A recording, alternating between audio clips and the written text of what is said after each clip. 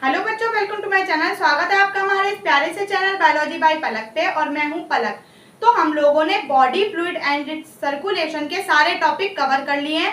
सिर्फ हमारे दो टॉपिक रह गए हैं। कौन कौन से? एक है regulation of cardiac activity and इसके बाद डिसऑर्डर वाला। तो आज हम लोग रेगुलेशन ऑफ कार्डियक एक्टिविटी को अच्छे से कवर करेंगे, अच्छे से समझेंगे। इसीलिए वीडियो बहुत इंटरेस्टिंग होने वाली है, वीडियो के एंड तक जरूर रहना। तो हमने बताया था रेगुलेशन ऑफ कार्डियक एक्टिविटी, हमने क्या देखा था, हमारा हार्ट कैसा होता है। इससे पहले की वीडियो में मैंने थोड़ा बताया भी है नर्वस सिस्टम के बारे में। यहाँ पर तो हमको डिटेलिंग नहीं करनी है उसकी, लेकिन उसके बारे में थोड़ा ओवरव्यू, थोड़ी जानकारी होनी चाहिए नॉर्मली। उसके बाद उसकी डिटेलिंग हम लोग न्यूरल कंट्रोल एंड कोऑर्डिनेशन में करेंगे। तो हमने क्या देखा कि हमारा जो हार्ट है वो क्या है, मायोजेनिक है। मायोजेनिक है क्योंकि उसके पास नोडल टिश्यू होते हैं, ऐसे node, AV node, bundle of His and Purkinje fibre. ऐसे रिवाइज भी होता चलेगा, तो साथ में रिवीजन करते हुए भी चलना। तो ऐसे नोड हमारा क्या था, pacemaker of heart. Heartbeat को जनरेट कर सकता है अपने आप एक्शन पोटेंशियल को जनरेट कर सकता है। लेकिन हमारी हार्ट बीट इंक्रीज, इमरजेंसी जब होती है, इमरजेंसी सिचुएशन में हमारी हार्ट बीट इंक्रीज हो जाती है, डिक्रीज हो जाती है, तो वो उसको कौन कंट्रोल करेगा? उसको हमारा ऐसे नोड नहीं कंट्रोल करेगा। ऐसे नोड ने बोला मेरा काम है सिर्फ 72 टाइम्स पर बीट देने का। इसके बाद अगर आपकी हार्ट बीट इंक्रीज हो रही है या डिक्रीज हो रही है तो इसमें मेरा हाथ नहीं है। इसमें किसका हाथ है? हमारे नर्वस सिस्टम का। तो नर्वस सिस्टम को हम दो पार्ट में डिवाइड करते हैं, central nervous system and peripheral nervous system. Central nervous system में हमारे आते हैं ब्रेन और स्पाइनल कॉर्ड। फिर पेरिफेरल नर्वस सिस्टम में हमारा आता है सोमैटिक नर्वस सिस्टम और autonomic nervous system. Autonomic nervous system में हमारा sympathetic nervous system and parasympathetic nervous system. Normally सिर्फ आप इनके नाम याद करते हुए चलना और मेन कौन सा नाम कहाँ पर आया उसको याद रखना। जब आप न्यूरल कंट्रोल एंड कोऑर्डिनेशन पढ़ लोगे तो आपको वहां से अच्छे से समझ लग जाएगा। तो चलिए हम लोग देखते हैं क्या है रेगुलेशन ऑफ कार्डियक एक्टिविटी। तो रेगुलेशन ऑफ कार्डियक एक्टिविटी मतलब कार्डियक, जो हमारा कार्डियक आउटपुट, जो हमारी कार्डियक रेट होता है, हार्ट रेट होता है, वो बढ़ कैसे रहा है। अब हार्ट रेट बढ़ेगा तो कार्डियक आउटपुट भी बढ़ेगा, हार्ट रेट डिक्रीज होगा तो हमारा कार्डियक आउटपुट भी डिक्रीज होगा। तो चलिए हम लोग देखते हैं रेगुलेशन ऑफ कार्डियक एक्टिविटी में जो हमारा ब्रेन होता है। अब देखो हम लोग पढ़ेंगे, ब्रेन को भी हम तीन पार्ट में डिवाइड करते हैं, fore brain, mid brain and hind brain. तो जो हमारा हाइंड ब्रेन होता है उसमें एक होता है मेड्यूला ऑब्लुंगेट, जो किसको कंट्रोल करता है, हमारी हार्ट रेट को इंक्रीज या डिक्रीज करने में इसी का हाथ होता है। हमारे हार्ट रेट के लेवल को बढ़ाना या घटाना किसके हाथ में होता है, हमारे मेडुला ऑब्लिंगेटा में लोकेटेड, जो कहाँ लोकेटेड है, हाइंड ब्रेन में। अब देखो क्या होता है, ये हमने बनाया 4 चेंबर है। हमारा ऐसे नोड कहाँ पर लोकेटेड है, एट्रिया में। तो कौन सी एट्रिया में, हमारे राइट एट्रिया के अपर साइड पे। तो ये हमारा ऐसे नोड है।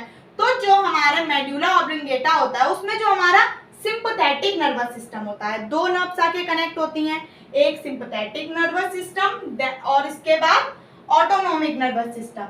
सिंपैथेटिक नर्वस सिस्टम एक कनेक्ट होगी और एक ऑटोनोमिक नर्वस सिस्टम आके इससे नर्व आके कनेक्ट हो जाएगी। उसके बाद क्या होता है, देखो जब सिंपैथेटिक नर्वस सिस्टम एक्ट करता है ऐसे नोड पर, अब ऐसे नोड से आके कनेक्ट हो रही है तो एक्ट किस पे करेगा, हमारे ऐसे नोड पर।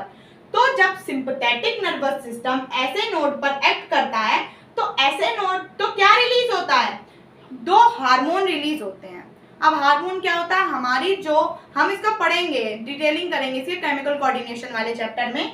तो हमारे एड्रीनल ग्लैंड के दो हार्मोन रिलीज होते हैं, एपिनेफ्रिन एड्रीनलिन और नॉर एपिनेफ्रिन नॉर एड्रीनलिन। यहाँ पे नॉर लगेगा, यहाँ पे हम लगाना भूल गए, लिख लेना आप, नॉर एड्रीनलिन,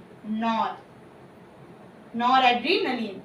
तो हमारे कौन से दो, अगर हमारी हार्ट बीट किसके लिए, हार्ट बीट इंक्रीज हो रही है, तो जब हार्ट बीट इंक्रीज हो रही है किसकी वजह से हो रही है, तो हार्ट बीट इंक्रीज हो रही है सिंपैथेटिक नर्वस सिस्टम की वजह से। मान लो पेपर आ गया, एग्जाम के टाइम है, अब जैसे ही आपने पेपर देखा हार्ट बीट इंक्रीज हो गई, धक धक धक धक। क्यों हो रही है, क्योंकि जो हमारा सिंपैथेटिक नर्वस सिस्टम है, सिंपैथेटिक नर्वस सिस्टम में किस पर एक्ट किया, ऐसे नोड पर, और क्या रिलीज किए, 2 हार्मोन, कौन कौन से, एपिनेफ्रिन एड्रिनलिन और नॉर एपिनेफ्रिन नॉर एड्रिनलिन।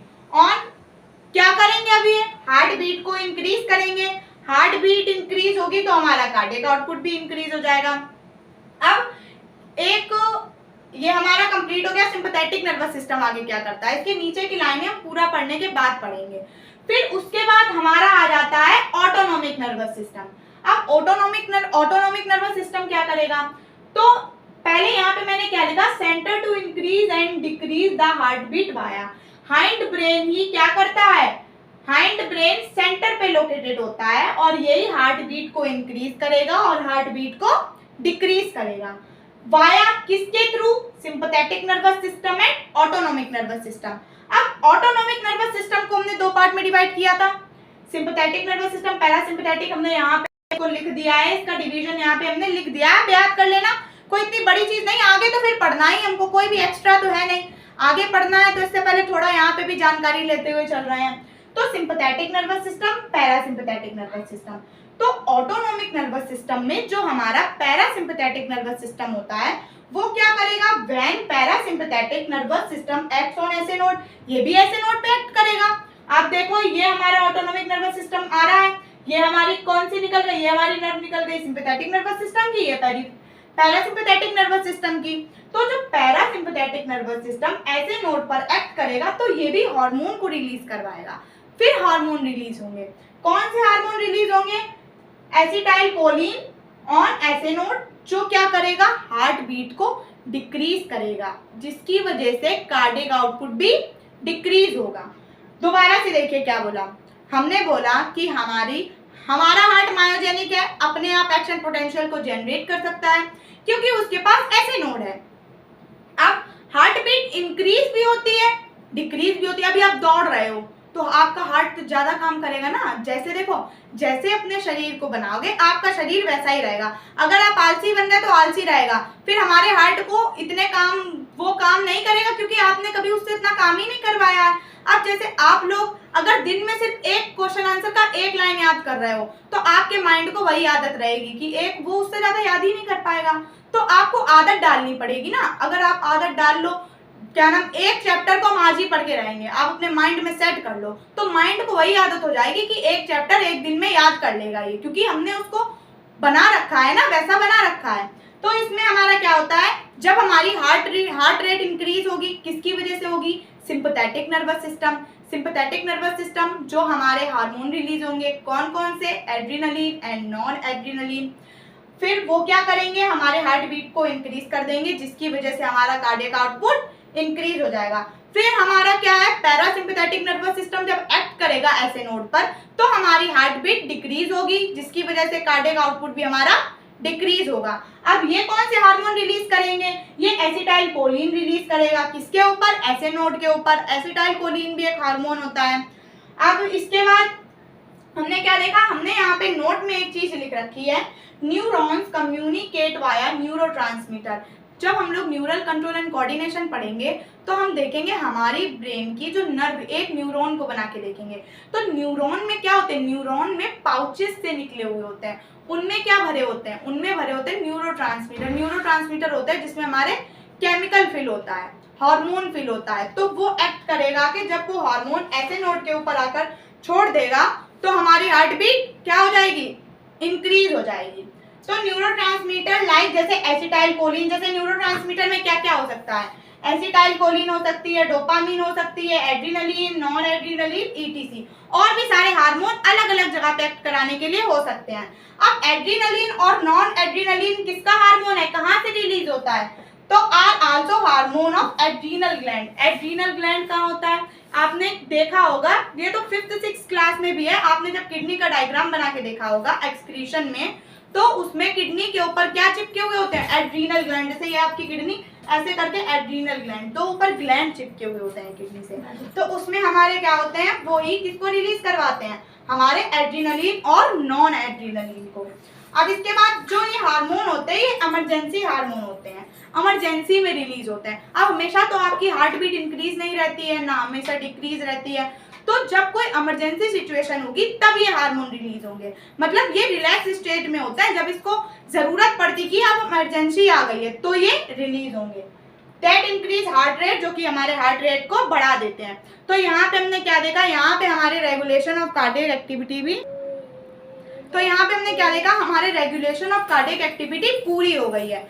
तो नेक्स्ट टॉपिक हमारा, इसके बाद हमारे चैप्टर का एंड हो जाएगा। उसके बाद हम लाइव आने की कोशिश करेंगे कि लाइव में आपको इसके क्वेश्चन सॉल्व कर पाए। बहुत ही अच्छे अच्छे सुंदर सुंदर से क्वेश्चंस लेके जाएंगे। और उसके बाद मैं इसके नोट्स भी डाल दूंगी लेक्चर वाइज, इसके पीडीएफ भी डिस्क्रिप्शन में दे देंगे, ठीक है।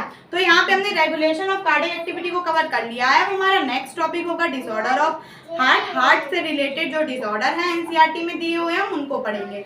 तो अगर आप मेरे चैनल पर नए हैं तो मेरे चैनल को सब्सक्राइब करके बेल आइकन को प्रेस कर दें। वीडियो अच्छी लगी हो तो लाइक और शेयर करें।